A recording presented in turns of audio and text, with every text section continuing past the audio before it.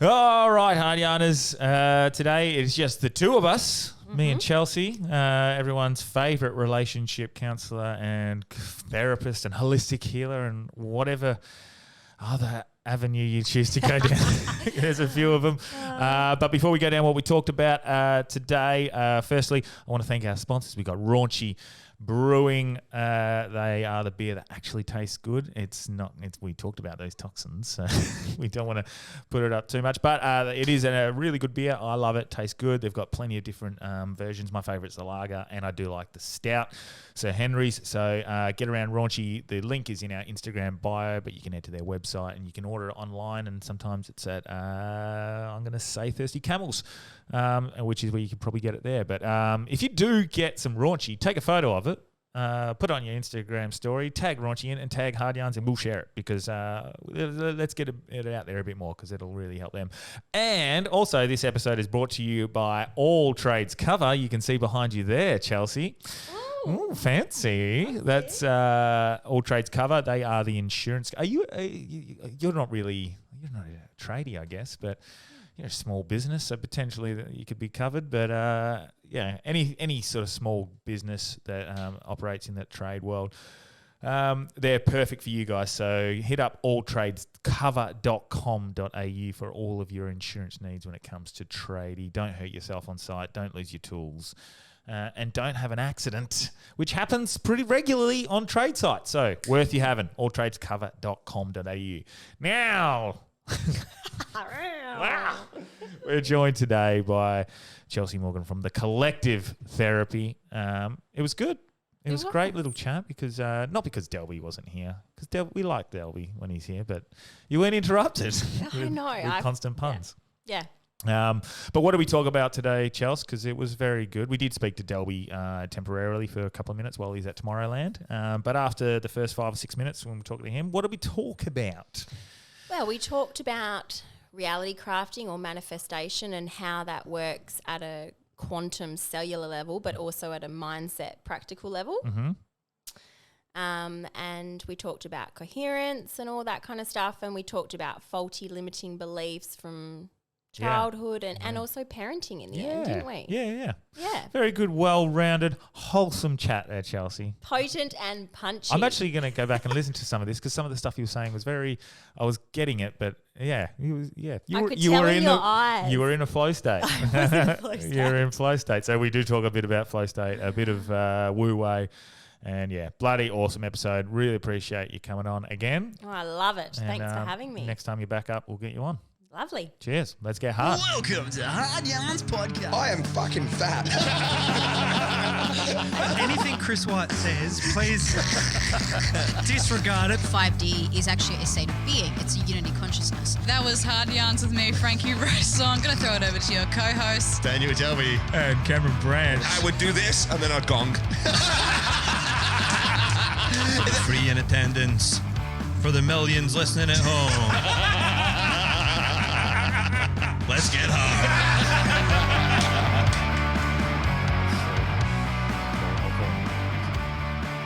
But regardless, how are you? You feeling good? You look good. You look very nice. Thank you. Motherhood is a year in.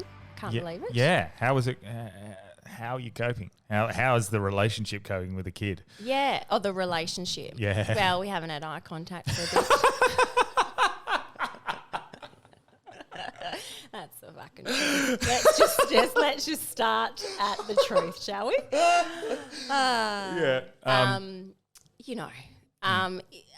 The intimacy side, whether it be conversation or sex, is just not happening. But, I was talking to Jake recently. I was saying intimacy, like I think of it like into you see me.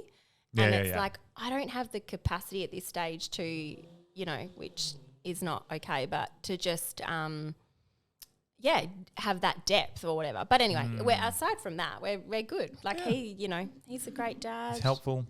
He's really hands-on. He's playful. That's good.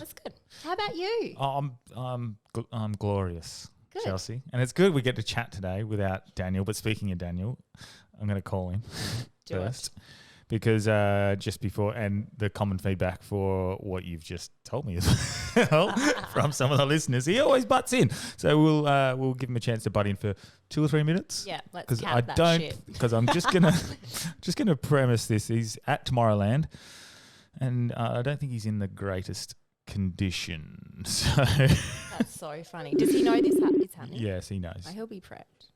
Hello, Daniel Delby, International Man of Mystery. Here we go. I told you he was going to be prepped. He's prepped. How are you, Daniel? Mate,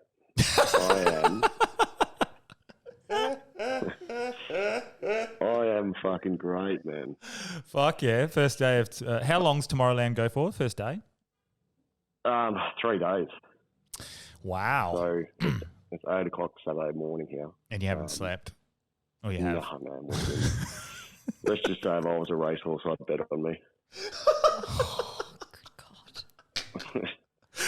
This is not going to be the best start for what we're going to talk about today. Can you tell us why? As long as you don't talk shit about me, I don't give a fuck. Oh, we're going to. Oh, But yeah. why do you feel like that?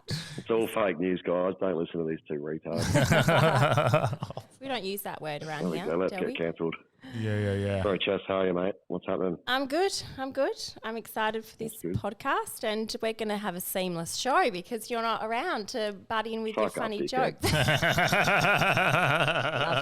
Lovely. So lovely. How was it? Like, It'll be nice, though. It will be nice for you to actually do an episode without laughing, probably, for you guys. well, how was the first day of Tomorrowland? Because especially, I need to know as an older.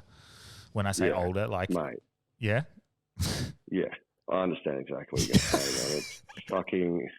It is fucking retarded how good, like, humans can be. Like, the actual design feat of what they've created and the smoothness and the transition of, like, getting your tickets, going in and finding your way around. It's incredible, man. They've done, like, an incredible job. Wow. And in terms of our age, it was so nice because I haven't been looking forward to this at all. Like, I've just been like, yeah, whatever. Yeah. I'm going to go to Tomorrowland before Fringe. Yep. So that's been awesome for me because I had no expectations. But it's exceeded every expectation you could have of just literally like just going around and walking around and marveling at what they've created. Yeah, because it's almost like a big... We are fucking young, bro, so it's good. Wait, you really? Outstanding. Yeah. Is that? Do you think that's because it's more like dance, drum and bass style, and that's a bit more of our era? Oh, I came up with a theory about 3:30 this morning with the boys. Is This is gonna be because good.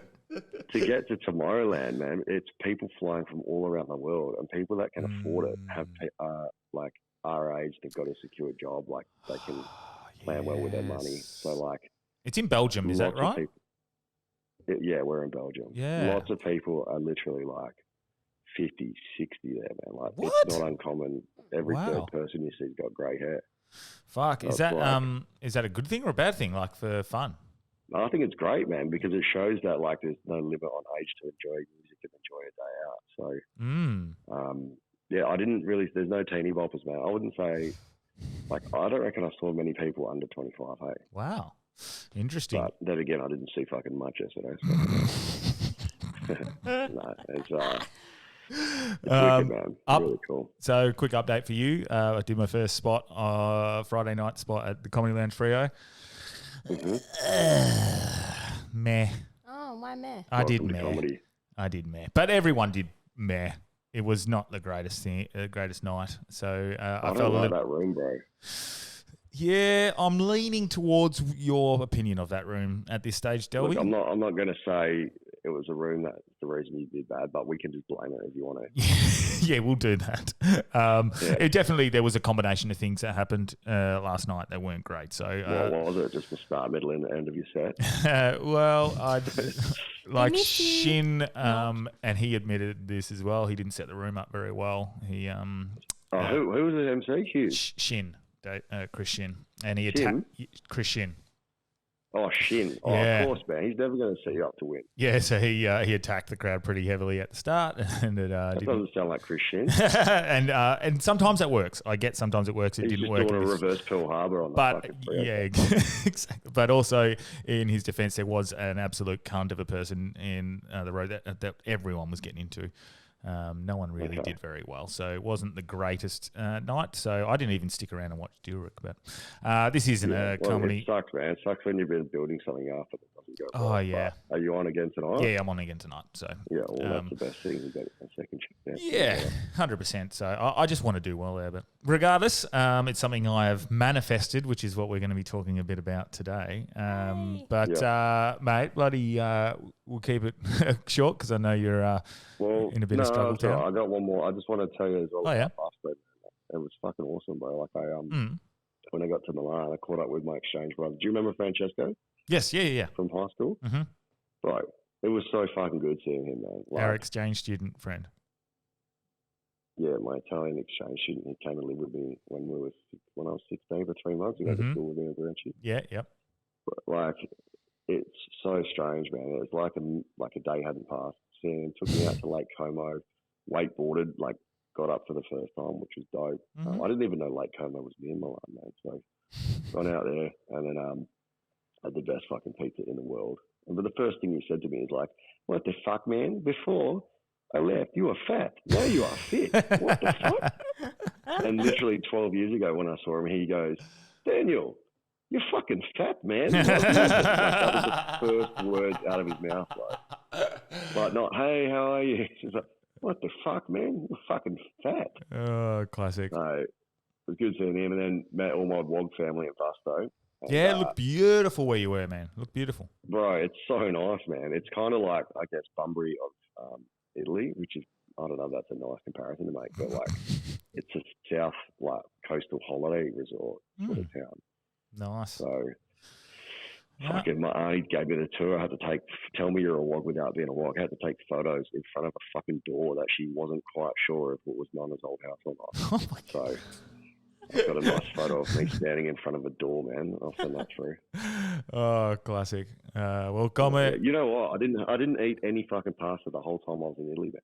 Oh, that's What? I'm so pissed off, man. The Vasta just had all they had was fucking lamb burger, the hamburger, and chips.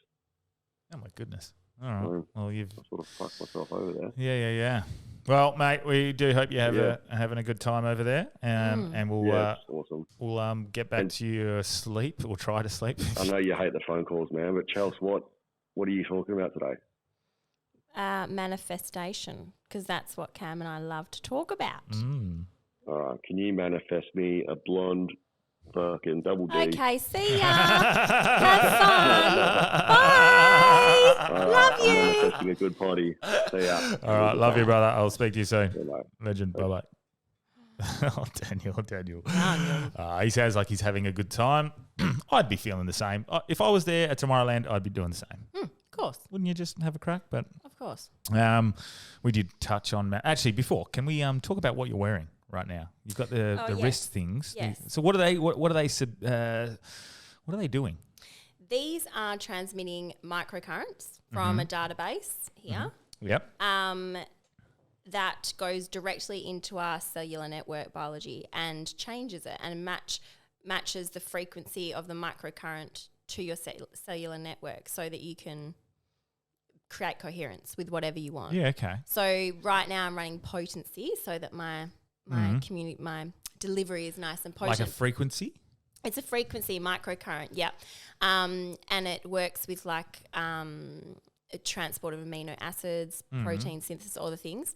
And it's amazing. Now I'll play devil's advocate Go. just so it's not I'm leaning in, and you know I love to lean in. Oh, I love But devil's let's play devil's advocate. One, is there science behind what you're suggesting? And I guess is it are you saying that with this machine there's different frequencies will help you with different things in life? I guess. Yes. So everything has a frequency. Mm-hmm. And so therefore the frequency, the microcurrents that are going in are certain hertz. Yep.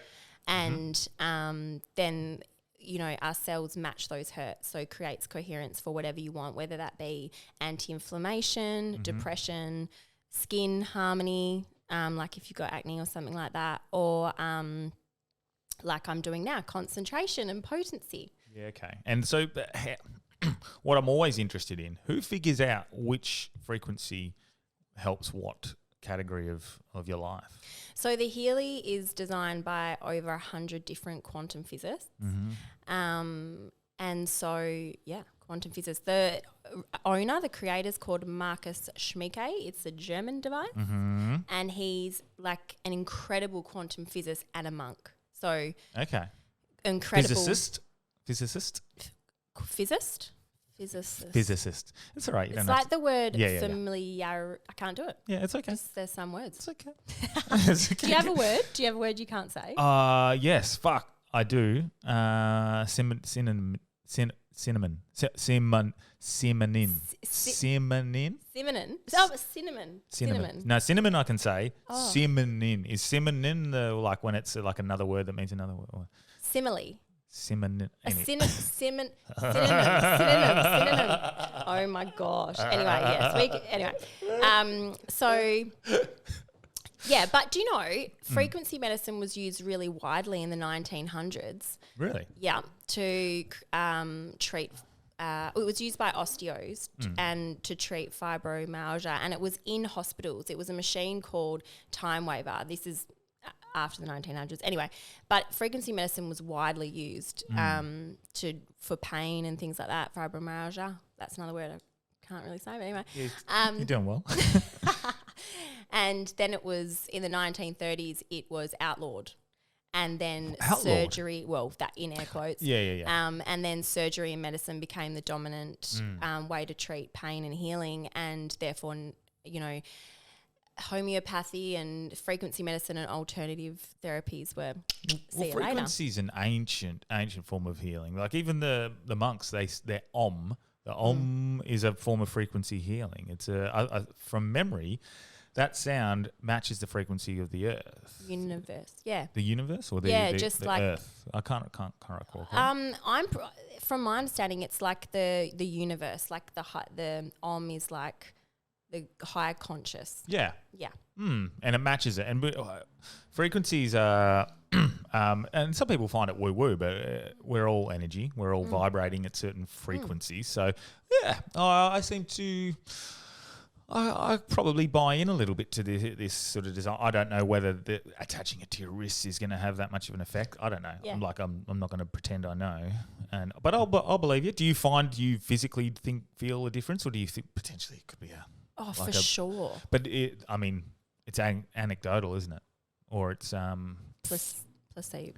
Yeah, it could be placebo effect. Well, even if it does, even if it's a placebo, who cares? If it works for you, it works for you. Huh? Well, Joe Dispenza, he wrote a book called "You Are the Placebo," and so if it is placebo effect, that is.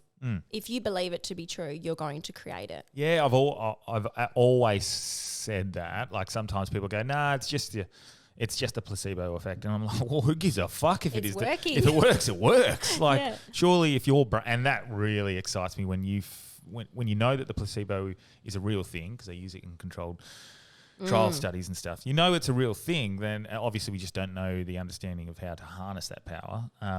But if you can, through the works of someone like Joe Dispenza, I can never pronounce his name. That's another word that I can't pronounce. But Joe Dispenza, he sort of tries to teach that methodology of trying to harness the power of the mind. And he rebuilt his spine from memory, or the functioning of his spine, which is... That's an incredible. What do the doctors say about him? Like he's just a freak of nature. Well, he is a doctor. Yes. Which is cool because like Bruce Lipton, he's another frequency man, so to speak. But I've just forgotten your question. What was your question? The freak. I don't know. He rebuilt his spine through. What do the doctors think of that? Well, they probably think it's utter crap. But the thing is. What do they think? Like he's a freak of nature? Like there's clearly something's happened. Well, I don't, the quantum field and quantum science is science, right? So. Well, people would call it pseudoscience. Yeah. But yeah. I agree. I agree. I lean into what you're saying. But people would, their argument against it would be, nah, this is pseudoscience. This is all just woo-woo. Yeah. Interesting. But that again, people is think that them not buying into it, which means they don't get the quote-unquote placebo. Yeah, and they don't get the amazing effect that you have from creating coherence within your system, because our bodies are an entire electromagnetic field that's interacting with frequencies constantly and consistently. So, like the emotion of shame, for example, is the lowest vibrating emotion and joy is the highest. And if you measure it in hertz. And so therefore, obviously emotions control our frequencies and what we're embodying energetically, and therefore can directly influence our experiences. So like frequencies directly, obviously, I truly believe that they do affect us. How do they measure the difference? Like, is it the higher the frequency is, the higher the number is like joy, and then the lower the frequency is. So if it's like 800 is joy and 200 is, what did you say was the lowest form? Shame. Would those? Is that how it works? Like the lowest form is 200 or something, and 800. Is that how it works? Yeah, there's a scale of numbers. I don't know the exact numbers of each emotion, but I know that each emotion has a frequency. Everything vibrates at a certain frequency. And there's been so many studies, like, for example, when a singer sings a specific note, and there's like a crystal lead jar, and they sing a particular note, it can shatter the lead atoms and the crystal jar. And people are like, how? And it's because the bonds of each of the atoms has a frequency, and if you can influence that frequency by sending a frequency, for example, a singer, and it vibrates the bonds and therefore shatters the bonds. I've seen this with ice shards, and they were giving, I think it was water, and they gave this water and then froze it.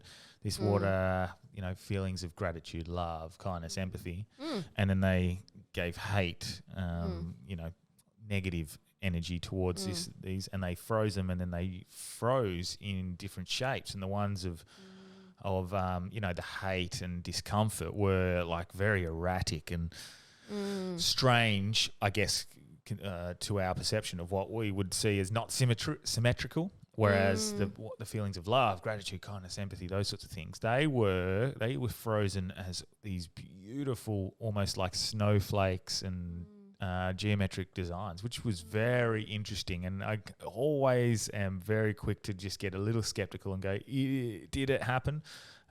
So I do want to try it myself, but I've done it with the rice. Have you tried the rice one? Do you know what the rice experiment is? No, well, the brown. So you get the rice in the glass jar. Put them sort of. Well, you put them in a similar situation. You don't put one like in a dark room and one in a light room.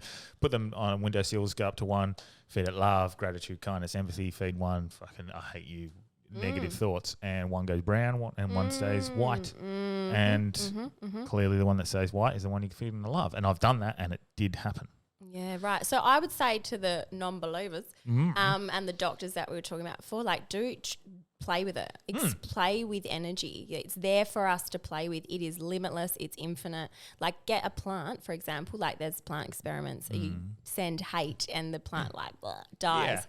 Yeah. So it's like, if you don't believe it, try it. It's like anything. Do you think like stuff like that though, you want it to be real? So then you could, if it's the plant, I'll forget to water it this time, or just a little bit, or if you're committed to the experiment, you don't. Would you be right? We'll put them forget. right next to each other or close to each other, so the lighting, like on the windowsill, is the same or whatever, to make sure their conditions are very similar, and measure the water going into them potentially. That would be.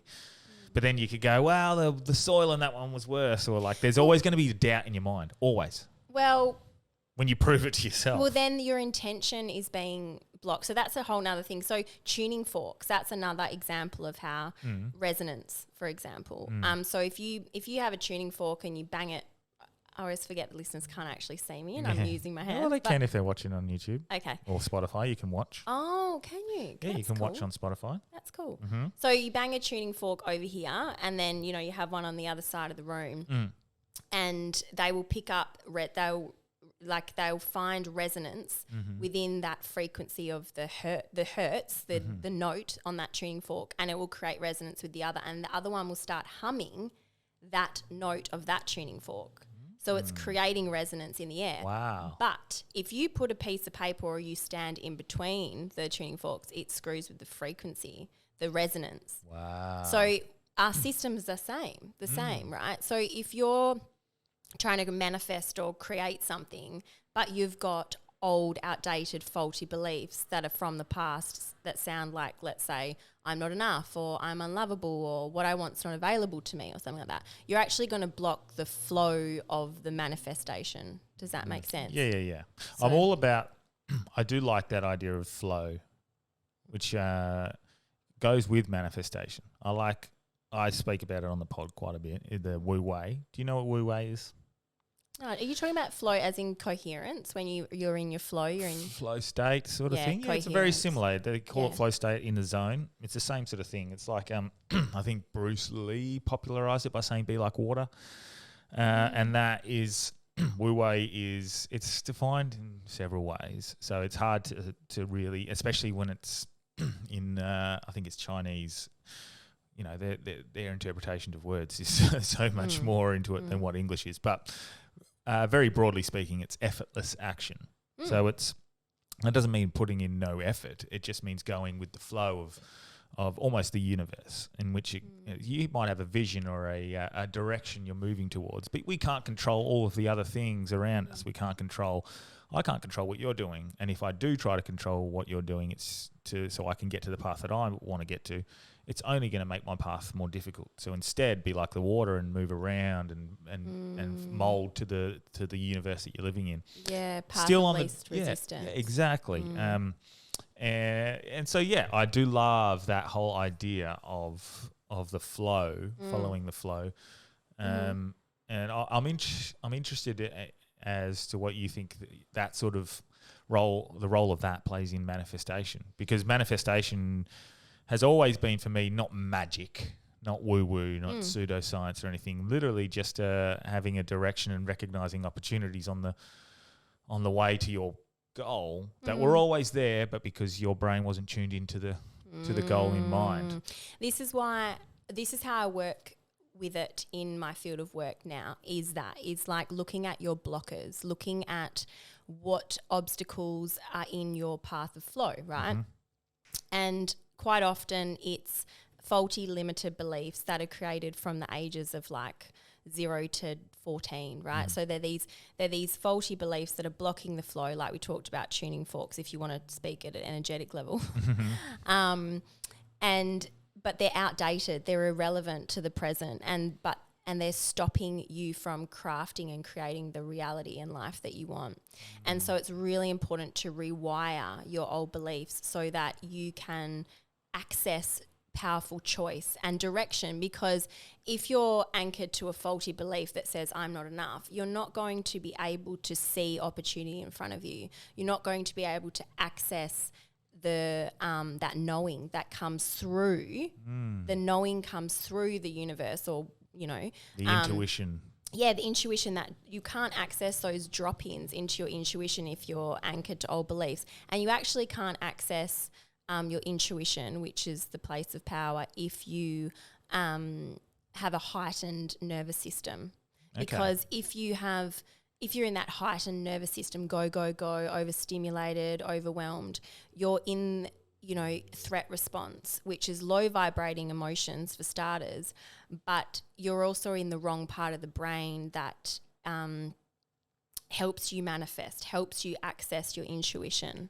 So it's really important for me to help people with their nervous system now. And I mean, the Healy's great for that. But where does something like coffee, alcohol, toxins that we put into our body, food, diet, low vibrating. where does that, what sort of factor does that play in these sorts of manifestations or energies? Well, yeah, I love that question. I love that because, yes, caffeine, coffee, alcohol are all low vibrating substances. So when you digest, unlucky. My favourites. And sugar's low vibrating. When you digest and ingest these foods, your cells are interacting and communicating constantly. So like attracts like in the energy field. So it will match your cellular network, your electromagnetic field, your cells, whatever, will match the coffee, that frequency, and it will lower your frequency. And then, of course, if your cells are vibrating at a low frequency, then that's where cancer and disease and that can grow, like bacteria. So this is looping back to Joe Dispenza. That's how he repaired the inflammation within his body, is because he was working with the frequencies to do so. And I'm banging on a bit here, but that's all right. We know that our cells directly respond to inflammation and help to level it out. Because let's say when we cut ourselves with like we get a paper cut or whatever, it instantly turns red. And that's just cells responding that, okay, there's foreign bacteria, we're going to rush there and respond and try and control the inflammation and, heighten the frequency of the body so it can heal. Yeah. So if you are ingesting crappy foods, you're creating acidic environments and low frequencies, you're going to invite low frequency diseases into your system. And the same goes if you're, ingesting, digesting low vibrating emotions attached to your past, same thing. You're going to stay in a low vibrating body and then, you create more of what you give it. So yeah. It's funny because when you say coffee affects that, the energy, I guess, or what did you say? It was affecting it makes you almost off-centered. Because for me, it doesn't. People suggest like when they have coffee, they're like, nah, it makes me too wide and buzzy, and it doesn't do that for me. When I have too much coffee, I feel, uncentered. I feel uneasy. I don't feel, and I feel like I can't. I feel squeamish. I feel a bit off when I have too much coffee. I don't feel buzzy and fucking skittish. I feel uneasy. And I'm assuming that's what it sort of does. Same when I'm hungover. I don't feel sick and fucking lethargic. I feel uneasy. It's changed over the last few years. When I was younger, it was different, but potentially maybe I'm more in tune with my... Yeah, but also people listening, they're probably thinking, okay, let's keep it real here. I mean, like our bodies, like our body's response to caffeine and alcohol, of course, makes us feel sick. But also, your organs have a not an intellect, but they have, like, for example, the liver, which is the filter of the body, right? That it is the filter at a cellular, medical or scientific level, but it's also the filter of our emotions within our body. And so the liver's really, if you have liver issues, you may have an issue with processing anger, for example. Your kidneys are directly communicating with your adrenal system. So, and then one kidney's yin, one's yang. Like, there's just so much I could say. But, yeah, so... Well, say it. I don't care. Well, I'm just going to go off on heaps of tangents. But, so... There's that side to it that's like, well, caffeine, if you have too much caffeine, it's going to make you feel sick because your organs are trying to like filter out the crap. Yeah. But also it's so busy doing that that let's say you're hungover or you're, high on caffeine, you wouldn't be able to manifest anything. You wouldn't be able to access your intuition. You wouldn't be able to make powerful choices, because you're feeling sick. 2, your body's vibrating at a low frequency, and 3, your cells are too busy trying to repair and get the poison out, Before you said acidic, and I sort of fell in for the trap. I fell into that idea of like the acidic water, pH water? Is that what they call it? So I ended up buying a filter. I wanted to filter my water anyway because the water we drink is fucked. Yeah. Like, it is so bad. Which one did you get? I just got one too. I cannot remember the name of the brand or anything like that. BioWaters? No? Don't know. I cannot recall. Because have you heard of the Kangen machines? No. Yeah, they're great as well. They're like top of the range water filters that, you can make the water charged at such a low pH and high acidity that you can soak your veggies in it and it will eat away the pesticide, turn the water brown. It's the most incredible machine. These are these ones that are like you electrify you put the current through the water. Is that the one? And that's exactly what Similar this to is. that? Now, Delby said something about that. Because another cult, because he used to do some sort of science experiments at school, and he said it was something to do with the metals in the water, which is pretty common. I don't know if all of these metals are good though. I guess is the issue. The metals but regardless, the filter that I've got is it's got a ceramic filter. It goes through the ceramic, then it goes through a channel where the different like charcoal and different sort of stones and potassium, magnesium and whatnot. Then it goes through a third filter at the bottom with some the stones full of minerals, vitamins and minerals, and then one more filter as it comes out. So it's hopefully pretty free of things like what do they add to the water? Fluoride and all the crap, all calcium, chlorine, all those sorts of things. Yeah, so I'm hoping but regardless, and I've said this a few times again on the podcast, since I've changed my water, a lot of things have changed in my life, mindset, motivation, a lot of things. And potentially, I don't care if it is the placebo effect, that whatever I've done with changing my water, the effects have been incredible. Of course, because we are 70% water, and so once again, when you're drinking yummy filtered water, you're creating coherence within your cellular water system because you're putting like high frequency, yummy filtered water with, low chemicals and all the things that have low frequencies, and therefore all your cells are matching because like attracts like. Yeah. And that's why you feel, people feel clear-minded, they feel energized. Really. Anyway, our cells are like little kids that just respond to our commands and demands like mentally because, there's that network of intelligence that runs from our spine, from our brain, not from our spine, from our brain down our spine into our organs directly. Is that like it's like an antenna almost? Would it? Like receiving and picking up stuff? Yeah. Which I guess it is, yeah. But, definitely. What about the people around us? And if they're negative, have embodiment. Yeah, they just take for example like my parents, who I love incredibly, but they're dad will watch the news consistently every night, and I can feel the anger coming. I can feel the negativeness. Definitely. around because of it. Yeah. Does that affect me, do you think, having that sort of stuff around? It's all about intention. It definitely can affect you, but if you, surround yourself with white light, create an intention that you're not going to absorb that negativity in the bioenergetic field, then you won't, because it's all about intention. But definitely, like the news, I never watch the news. I mean, no.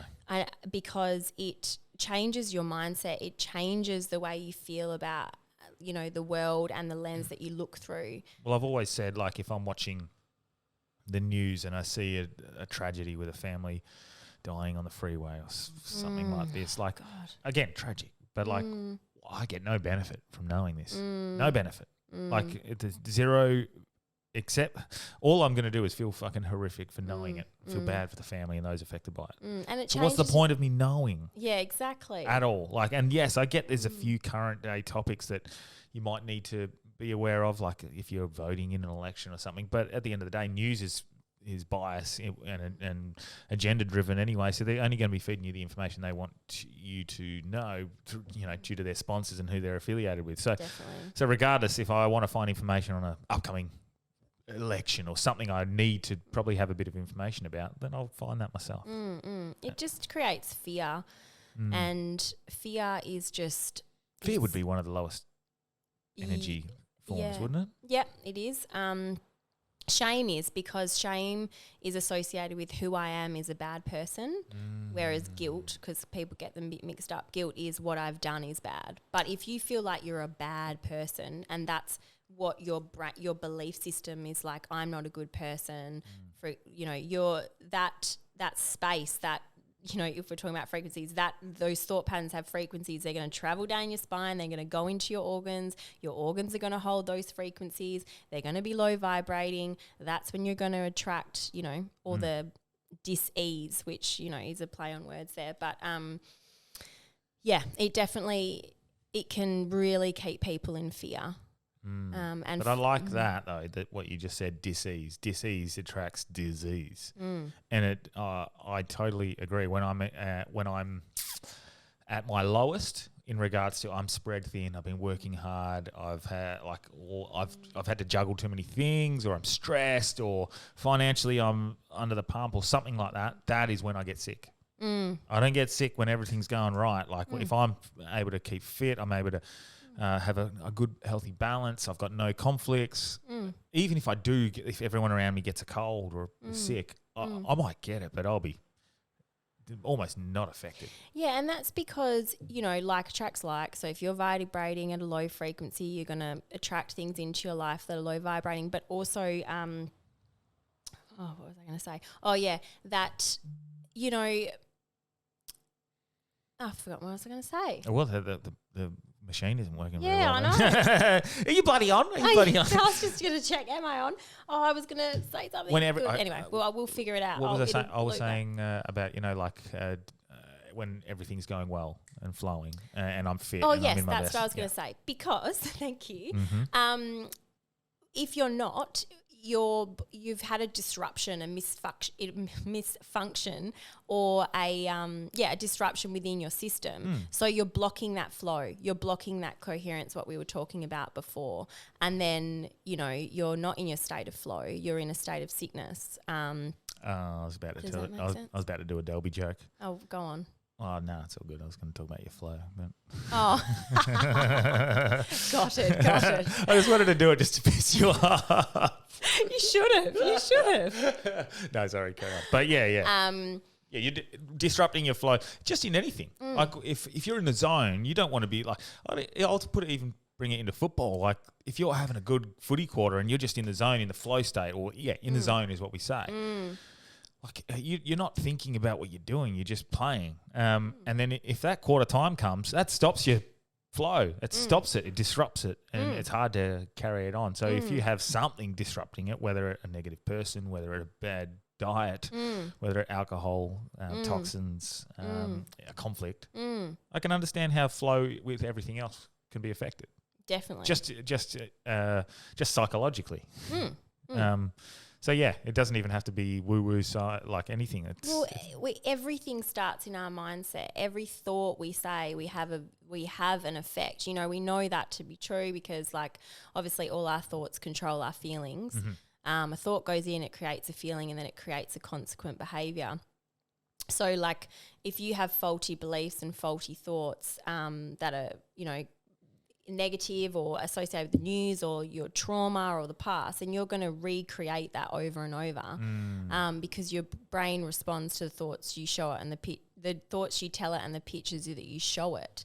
So we've got to be, and it doesn't know right from wrong, good from bad. It simply responds to your commands and your demands and your directions. And then those thoughts go down your spine and into your cells and communicate with all your little teeny weeny children that respond to your commands. So my point is, like, what I was saying is, like, it's really important to check in with your mindset and your beliefs, particularly in your subconscious mind, that are actually hard to access unless you're in a state of flow, because they control everything. They drive everything. But we don't actually reside in that part of our brain for day to day. We're in our frontal brain, the brain that we actually... we're in our frontal brain, the logical, chatty mind, and they're like two different parts of the engine. The subconscious mind can't run when the conscious mind is running. So if you're in your logical, chatty, fear response, limited beliefs, thinking, I'm unlovable or I'm not enough, then you're not actually accessing your brain of power. You're pushing it away. You're pushing away that flow. You get sick, like all the things we've been talking about. So it's really important to know what is going through your head, because ultimately it controls absolutely everything. The subconscious and like the power of the mind is always been something I've always been very not conscious of, very into, because I do believe in the power of the mind, and but I can see how it can have negative effects, because if you have that doubt, which we all have natural doubts, or just unintentionally put something into the quote unquote the universe, out of the universe. So like, okay, perfect example is, I remember so since the divorce, at one point, whatever, a certain amount of time in, I decided I was fine to start seeing other girls and whatnot, and it was fine. It was easy enough to meet girls and have a chat. And then at one point, I literally said, "Oh no, I don't want to meet a girl at the moment. I'm not ready for a relationship. I don't want that. I'm very happy being by myself." And since then, I have been. Or like I haven't sorted it out. It's and not through lack of trying. Like sometimes I'll message a girl. You want to catch up? Oh, I'm busy. And stuff like that. Whereas before that, literally, and maybe I'm just an asshole, or people don't like me, but literally since prior to that, like if I would message someone, they'd be, yeah, let's catch up on Wednesday or something like that. And almost since then, there's been almost resistance. It's for me, it feels like I've almost put something out into the universe for my own self that I don't want to, and I'll try to catch up with people that I know are going to say no or whatever. Yeah, everyone does this. This is what I love to talk about. I really do, because, you know, people are so aware of their behaviors. They're so aware of their feelings, but they don't know their thoughts. And it all starts with your thoughts. You change your mindset, you change your entire reality. Yeah. And the subconscious mind is like the power, the fuel, and the conscious mind is like the steering wheel. So, you know, if you've got these subconscious limiting beliefs that are designed all the way back in your childhood, completely irrelevant. But if you're thinking I'm not enough, you're going to flood your conscious mind with that fuel, and it's going to turn you straight into a situation where you don't feel enough, or you're in relationships that aren't enough for you. And it's like, what the hell? And you end up pushing away the very thing that you want. But the thing about the subconscious mind is when you bring those subconscious thoughts to the frontal brain and you create awareness, they lose power over you, because all of a sudden they're in that frontal engine. They're not in that back engine where the power is. They're in the steering. So therefore you have the power. They don't have the power over you. And that is the sweet spot of life. So, well, let's use that as a perfect example. I've now gotten to that point where I'm like, I'm ready for it. I don't want one relationship, but I'm ready and open for one. What's the change then in mindset that I do there, do you think? Like, have I blocked myself? Well, it's about creating coherence with your heart and your head, okay? Because often I'll circle back to your answer, but quite often the battles are when it's the war between the heart and the head. It's like, my heart really desires this, but I'm too scared. And your mind can't hold conflicting beliefs. They cancel out. And emotion is always stronger than logic. And so that vibration and energy will then affect the outside sources somehow, or? Yeah, of course, because we are an electromagnetic field constantly exchanging with the exterior world. So like attracts like, you know, if you're thinking you're not enough, then sure as heck you're going to attract into your life someone that's not enough for you at an energetic level, because like attracts like, but also at a like mindset level as well, because your lens that you're looking through is not enough. But yeah, so what you asked before, like you're ready for a relationship, how do you make it happen? It's I'm open. I'm not like looking, I'm not actively looking. And this is where I think the block is coming in for me. And I'm sorry to make this very personal for listeners, but I think it also is a good example. My block is that I'm very happy with what's going on now with the podcast, with my freedom to be able to do comedy, freedom to be able to travel, not have to really communicate with anyone else except for my ex-wife, to make sure that if I'm doing something, I'm able to look after Scotty, or she's able to look after Scotty, or whatever. So I'm very happy with the balance at the moment. So then, hang on, there's something about a relationship that you have a faulty belief that relationship a woman or your relationship's going to mess with that. Yes, my fear is that a relationship requires attention, and I wouldn't be able to give them my full attention.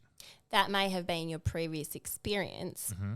So it's about reframing your mind so you can recraft your reality Okay.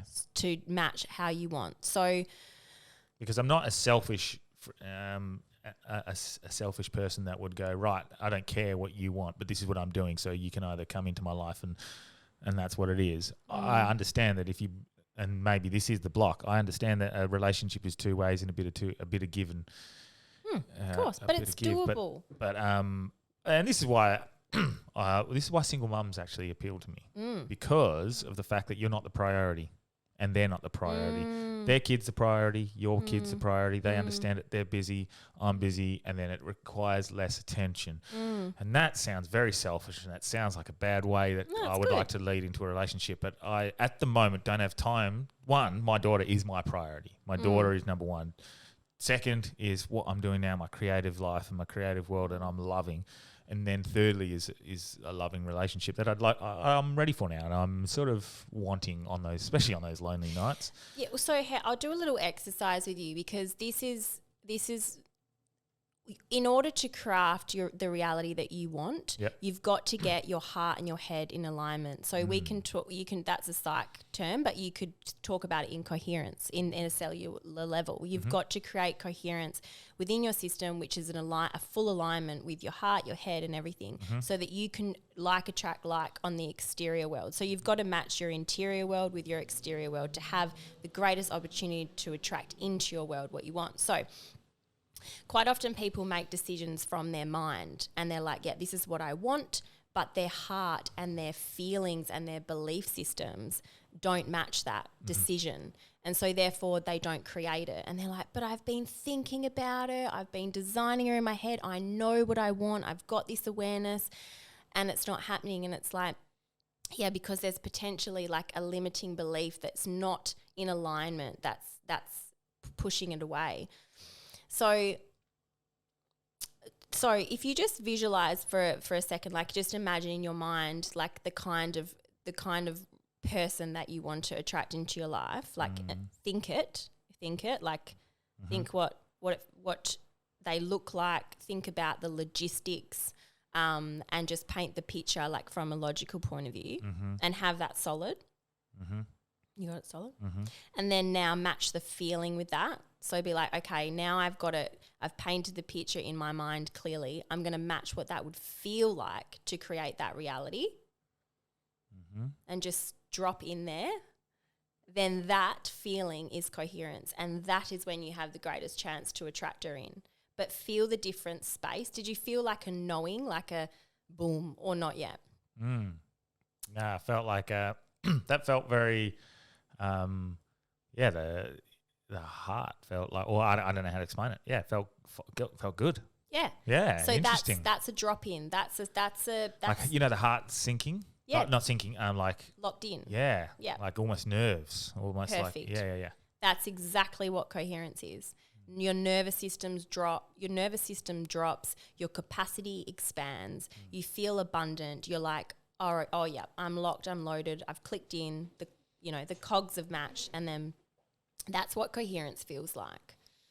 So I'm just going to walk around in coherence. Yes, constantly. and you've got to, it's important to do it daily as well, because our limiting beliefs are really strong. We all have a wounded inner child that loves to keep us in that familiar negativity, because ultimately the brain's desire is to keep us in a space of familiarity. It doesn't know good from bad, right from wrong. It wants us to stay in familiarity because it thinks that will keep us safe. So if you're familiar, like if you've, I'm nailing the word now, familiarity. If your familiar space within you is I'm not enough, and I've been thinking that since I was 3 years old because I had these experiences that made me feel like that. If you're thinking that, then you're going to recreate that over and over because it's familiar to your brain, and it's going to go, I know this better than the devil you know than the devil you don't. Yeah. And it sucks. So it's, and then people can't even hardly access their limited thought patterns because it's in the subconscious mind. And that's why I do hypnotherapy. because you access those memories, those outdated events, and you rewire the mind. And then the Healy helps with the cellular network of the body to match the new mindset. And then boom, you're in the money. And since I've been practicing it myself, it's insane the unlimited abundance that just comes in, and people think they have all these really, like I was just saying the other day about wealth blocks. For me, I literally through the Healy discovered one, and I was like, oh my gosh, because my whole life I've been, I've never really had a lot of money, but I didn't care. And I traveled for 10 years, a bit of a gypsy woman. But I found a block, and when I realized that was a faulty belief with wealth, I shifted it. And then all of a sudden, clients come in, it just flows. Abundance, we are abundant beings. We're meant to be, we are limitless. Money's limitless. It's just a bloody digit in your phone, or not your phone, in your bank account. Yeah. It's energy, So, and people that. I find that even something as simple as comedy. When I do comedy, when I'm my best, and again I'm only raw and recent to the scene, but when I do my best, I notice I don't go and try to be funny. I go and tell my jokes and know that they're funny. Because you feel them to be funny. Yes, I know they're funny. I've Then told you're them everyone's incoherent. laughed before, so why am I trying to be funny? I'm just telling the joke in the way that it's meant to be. So when I go out there and just be funny instead of trying to be funny, I can definitely tell a difference. Yeah, and I just with Delby last night, we joke it was the room or whatever, but again, the first person who came on before me was really struggling. And then I've gone, fuck, I have to go out there and I have to be funny. I have to fix this. And that's it didn't work. Yeah, because you're not embodying it. Do you know how people say, oh, they're so magnetic, or they're glowing, or they're naturally funny, like all those phrases? Yeah. That's because they're just going with the flow. Like we're back to the flow. You're on stage, you're in your flow. Everything's coherent. Everything's like feels you're anchoring, you're solidifying that like. It's a that path joke. of least resistance. Path of least, you're embodying the funniness. So people are like, he's so funny because you're magnetic. You're literally full body. So they see it and they believe it to be true because you believe it to be true. Yes. Because people have an inherent way of telling when people are nervous or not true to themselves or not being genuine. And you can tell. It's just like when someone has, and I know there's a word for it, but when someone has plastic surgery or when there's something wrong, like you can tell they've had it, and it's not by the fact that they look like a doll or anything. You can tell sometimes people look slightly off, and I can't remember. There's a phrase for it or a term for it. I cannot remember. But yeah, it's not only looks. You can notice that with people's the way they hold themselves, the way they and that's just not necessarily with comedy. That's with just in a genuine conversation. Are they feeling uneasy about this situation? Have you tested them too far? Have you pushed them in an argument or a debating situation where they've they realise they're backed into a corner that they're wrong or you're wrong. You can sense it. You can of course, see and it that without sense. even knowing that you can see it. So Even that phrase, like, I can sense it.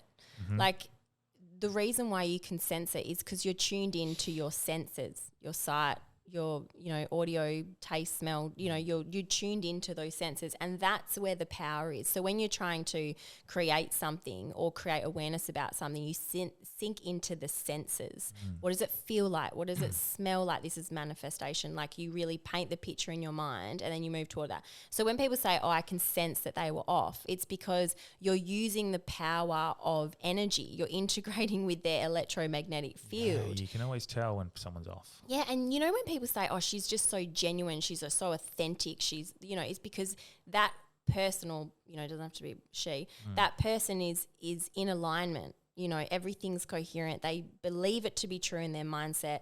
Their body at a cellular network is responding to that truth. Therefore, they can live it outwardly and expand and all the things. And then their exterior world matches their interior world. And you know how you say, and they're so fucking lucky as well. It's like, it's not luck. It's that they're just embodying their truth.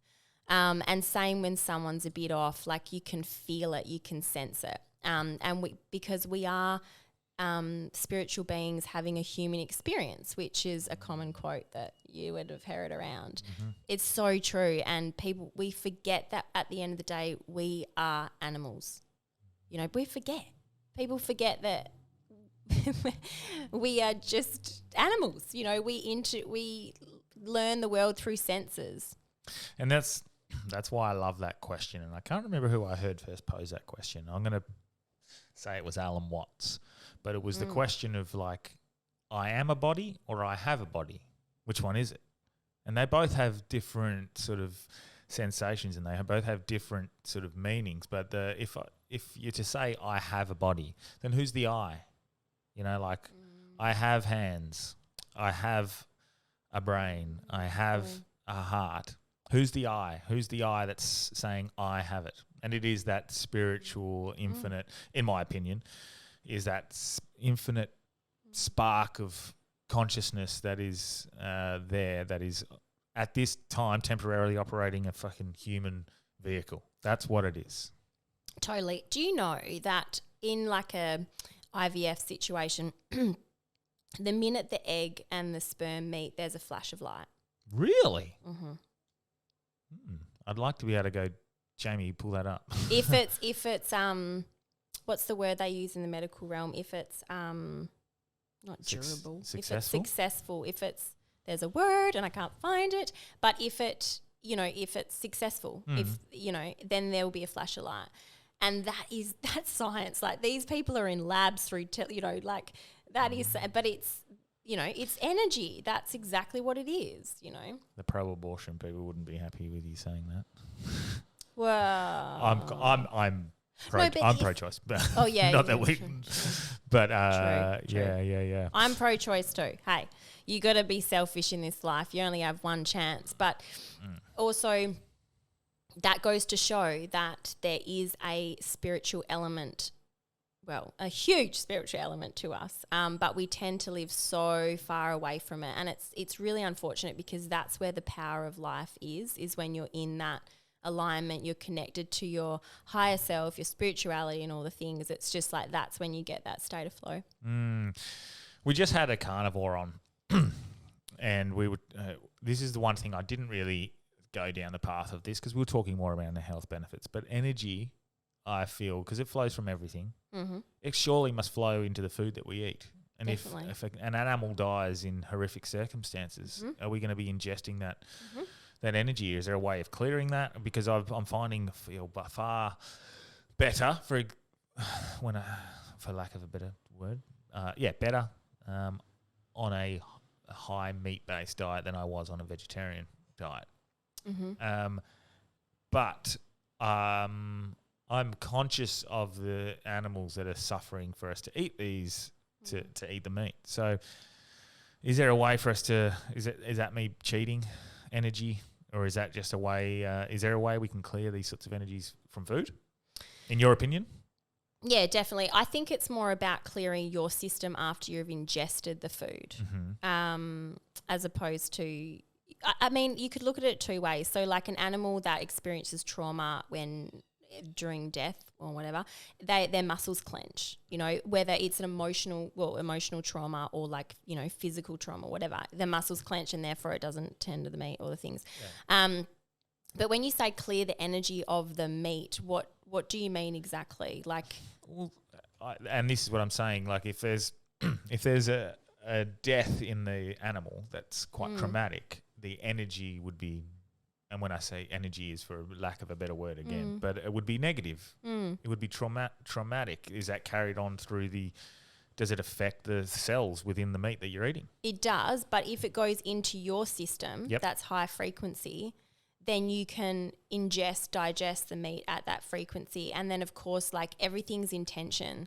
So if you ingest the meat and then afterwards you're like, okay, I'm going to do practices to heighten my frequency, to anchor in, to, you know, create coherence, manifestation, whatever, or like meditation, then you're changing the cellular network. Like our brains, what people you know, our brains are what direct these cells to produce certain chemicals and hormones. So for example, thyroid creates thyroxine cells. and that comes from your brain. So if you say, okay, I'm going to digest this food and I want, I want to create cells that break down the acidity of meat, then, you're going to influence your cellular system because it is all about intention. Yeah, well, that was something and when you say intention, I'm glad you said intention because something I'm very conscious of. And I do this with my daughter as well.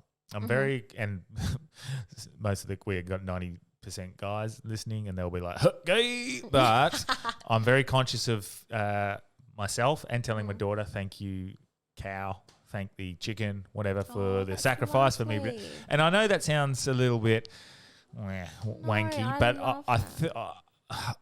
I don't do it for a token gesture. I do it because I honestly feel like there's energy. We are in a constant state of flow of energies, and I feel like if you're not thankful, and I think that's probably, in my opinion, the original thought behind prayer.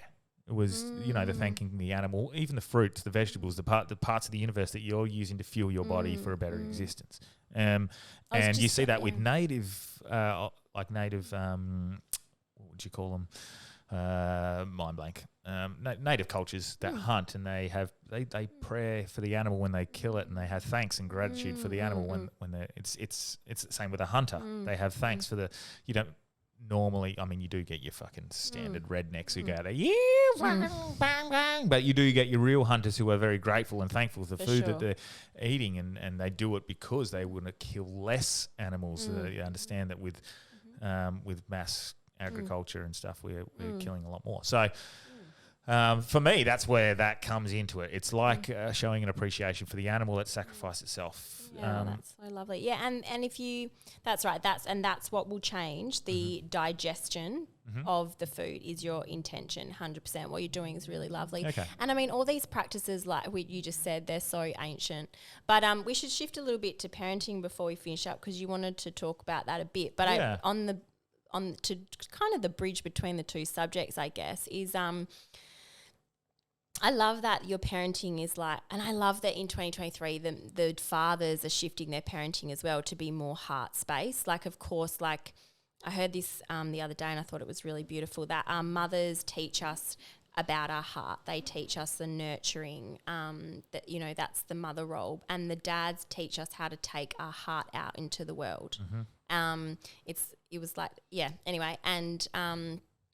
and I love that you're doing that, because that's pretty much, that is that. You're saying this is a beautiful act of kindness. This comes from our heart. This is how we use our heart to create experience, to digest and process our food. Lovely. It's just such a beautiful father role. Oh, thank you. We need that. We need that because, yeah. Well, I found myself in quite a difficult situation the other day, because my daughter has she's had a few delays and stuff, and we're working through it. She's doing really well. She's excelling in a few things, and swimming's one of them, and she's very, very good at her swimming. And the other day, she's a little uncomfortable with especially men, new and strangers. And so her swimming instructor changed the other day, and she wasn't being a brat. She was just genuinely scared. Didn't want to get in, didn't want to do the lesson with her. Of course. So I persevered for 15 minutes of a half an hour lesson to try and to get her in. I tried talking to her through it because she was scared. Not because if she was just silking and fucking sulking and being a dickhead, I would have said, mate, fucking get in there. Fucking get in. Yeah. But she was scared, clearly. And so I found myself at the 15 to 20 minute point go, look, this isn't going to happen. All right, we're going to go home. And she was upset. She didn't want to go, but I was like, well, you got to get in, and she wouldn't do it. So I said, we're going to go. And she was devastated. She did not want to go. We're in the car, and she was saying, please go back. Please go back. And I found myself in this situation where I wanted to fold to her and be the fun dad and say, yeah, okay, you can go back and you can go do it. But I also had this part of me that this is a good lesson for her to realise. I stressed to her that sometimes doing things we don't want to do, and sometimes doing things that are hard make us better, and they're good for us. And I had a feeling she was getting an understanding. She's only 6, so she doesn't fully grab grasp concepts that I'm trying to give to her. But I really had to. I was in this not happy. I was in this medium where I was trying to act a little bit disappointed and that she'd done the wrong thing, but also being empathetic to the fact that she was afraid and scared. Yeah, beautiful. And so trying to show her that there was nothing to be afraid of, but there are consequences to your actions to not doing what you were supposed to do. And it was such a fucking hard situation to navigate. And I think I did it as best as I can. But there's part of me that I'm trying to be that loving dad that you were just talking about. I'm trying to be the dad that shows a few more things than just fucking get up and do it again. But I'm also understanding of the fact that those masculine sides of life are very vital and important to a child's development. So I have to try and be that hard dad as well sometimes. And I'm struggling with finding that balance. But especially now that we're separated, I don't have the Steph as the female who has those the feminine traits of that what would you call it, the love and the nurturing, and I don't have the sort of the quote unquote hard ass side of it. So I'm trying to demonstrate both, but I also understand that 50% of the time she gets that from Steph as well. So it is a fucking difficult situation to navigate, but trying to do those sorts of things is. I think I did it as best as I could. Yeah, it sounds like you did exactly that. It's like you stayed in heart space, but you told her this is how you navigate this feeling. Yeah. So I know that you're feeling X, Y, Z, but sometimes we have to do hard things. And, that's a really nice balance of the two. I think that, that sounds bloody great. Yeah. And like I'm trying my best to do both, but at the same time, I can judge myself a lot if I'm not available, if I'm not there, if I have to do work, and I'm starting to get better at not judging myself and using my parents as help, like every other parent has done before. Awesome. It takes the village, hey? Oh, 100%. But yeah, parenting. There was some stuff I did want to chat to about parenting because obviously, I talk about wu wei and effortless action, but then I seen this study the other day, and I don't know if you would know much about this study or something, but I found it very interesting. There was a group of children, and they were given a task, and the task was mildly difficult, but they had to navigate their way through and achieve it. So once they finished the task, half the group of children were given praise by their parents. They were told, well done, you're very smart, you did it, you got it done. And the other half were told, great effort, you put in really good effort, you tried really hard. Better. And the next task they were given, the students or the kids that were given praise for their intelligence were able to achieve it, but not at a greater level, whereas the kids who were given praise for their effort excelled.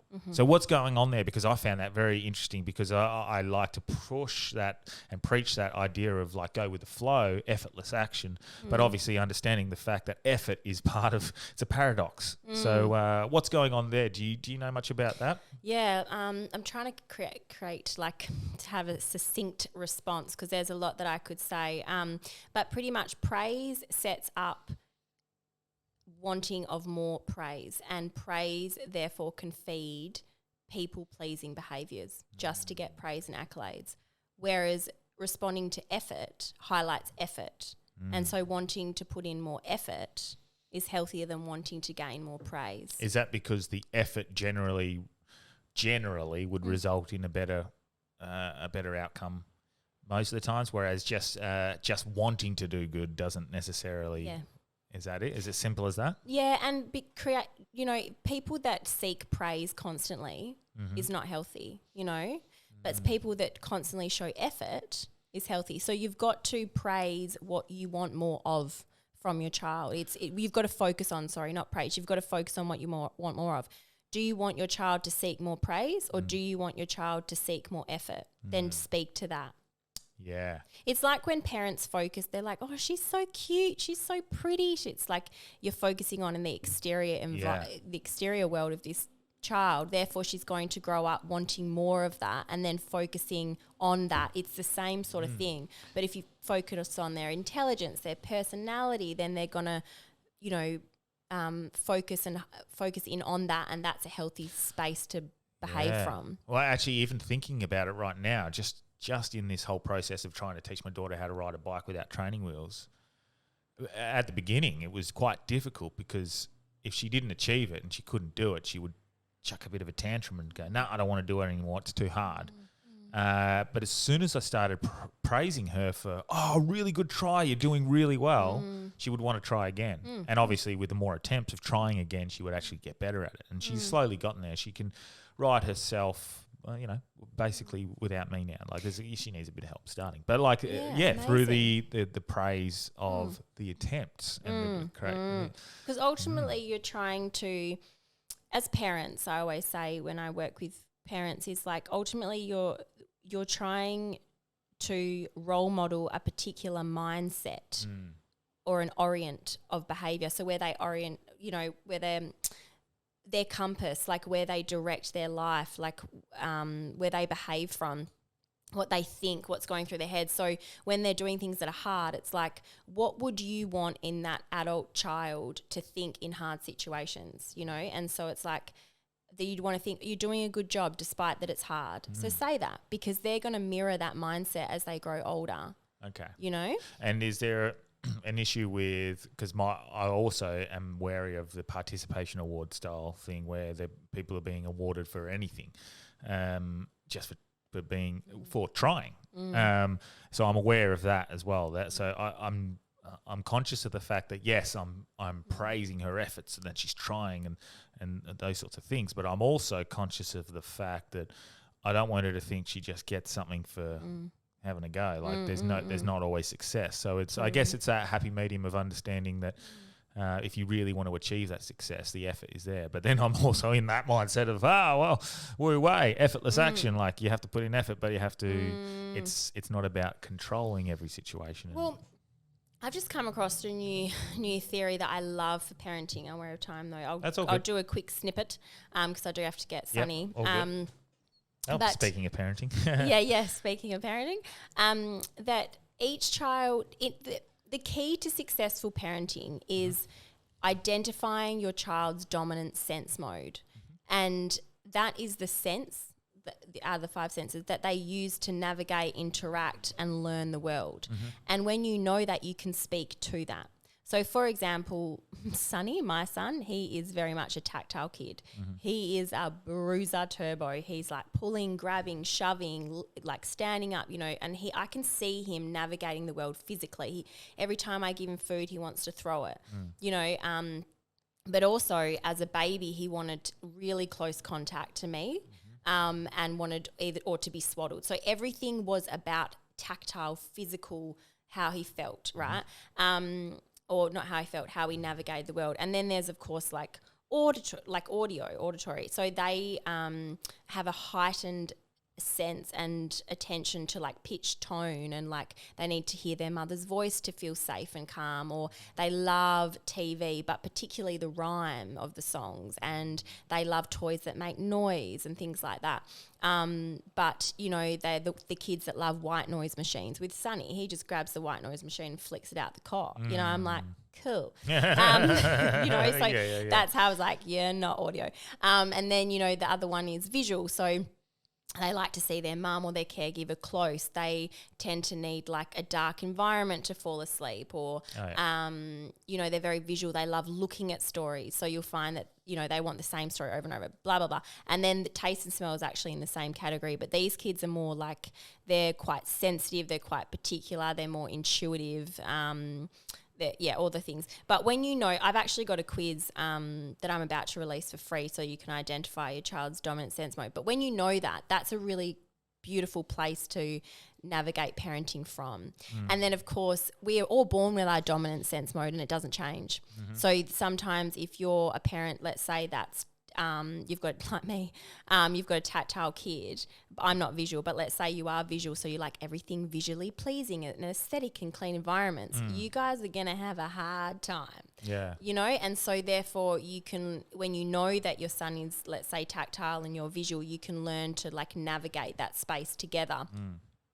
Which is what a lot of parents come to counselling with me for now. Yeah. But so that when you were talking about parenting like ways, let's say, it's And you know how you were saying that Scotty, like she got in the pool, there was a different teacher, and that sounds like a visual learner. Okay, because her her fear and her confidence has excelled recently. So even that day, she went and sat at the pool waiting for an instructor, which she would never do. She would always wait for the instructor to come and let me walk her over, and then she'd get in. This time she was so confident to get in that time. She was waiting. Unfortunately, this time it was a different instructor, and it really threw her. But her confidence has grown immensely, and I think that's also developed with her ability to speak a bit more so she can communicate her feelings and whatnot. But, visually and the fact that she can communicate a bit better now. Does she have a really, I feel like with Scotty, she might be taste smell. Does she have she seems very like observing and like she can sense people. Like I feel like she'd have a good sense of like good and bad people. Oh, and yeah, she definitely does, yeah. Like intuitive little soul. Like I can see it, I can feel it with her. So she'd be taste smell. So this is not my theory, obviously. This is Priscilla Dunstan's theory. So there's a book called Child Sense. But so go get it. But yeah, because they also are very like particular and sensitive, and if a face changes, they freak out because there's a whole theory. But yeah, so and then of course like the reason why I'm saying all this is in the car on the way home, knowing her dominant sense mode, you can speak to that, you know, and so it just kind of like it channels parenting. It creates a focus for parents. And often when you're tired, overstimulated, reading 50,000 books and just don't know what theory, what kid you've got, they're saying, you know, wake windows or white noise machines, it doesn't work. It's like, because each and every child is so different. We can't use one theory for one kid. Yeah. You know? And this is why I guess that's what's wrong with the education system, because trying to teach kids in the same way when they're all different. Definitely. One kid might learn from sitting down and doing and being still. The other one loves to move around the room, and you can't cater to them all. Definitely. So. And I'm a teacher, as you know, and so I don't teach. But that was one of the most frustrating things for me was like these. You know, I'd often say to principals and things, this kid is not learning because we are not catering the content for him to be able to comprehend this, or there's trauma at home and you're expecting him to do a test and he'll fail. Like, I don't know if there's a better way of doing that, and we're not going to solve the education system right now by ourselves, but you can see that. Definitely. And this is where I think almost, and like that homeschooling seems to be like a better option in certain ways, but also then you're sort of taking away the opportunity of your kid socialising and learning from different situations. They've been putting in situations that they don't necessarily thrive in and trying to thrive in those, which can build a stronger, more resilient kid as well. Yeah, and that's why a lot of homeschooling or unschooling mothers, they have groups and they meet up. Yeah, that's great. That's great. And having Sunny, I'm getting to the point where it's like, I've got to choose a school, and being a teacher, and like I value education hugely. Course, I'm a teacher, hello. Yeah. But then there's parts of the education system that I just want to rebel at, and I'm in this space like, what do I do? You know, and then you got to think about, you know, having your kids home forever. It's like, fuck, you know. Well, anyway. Look, I know you're short of time, so we'll finish up there, and we'll get you back on when Delby's back for fun. Okay. So the listeners, your listeners will love that. But is there anything you want to plug while you're here?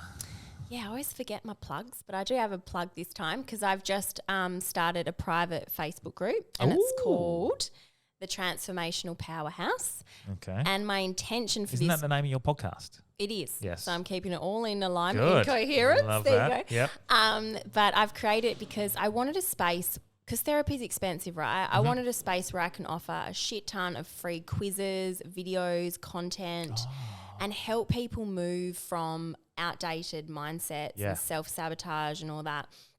There's pretty much 4 areas I'll be covering is like mindset, parenting, destructive eating, and couples.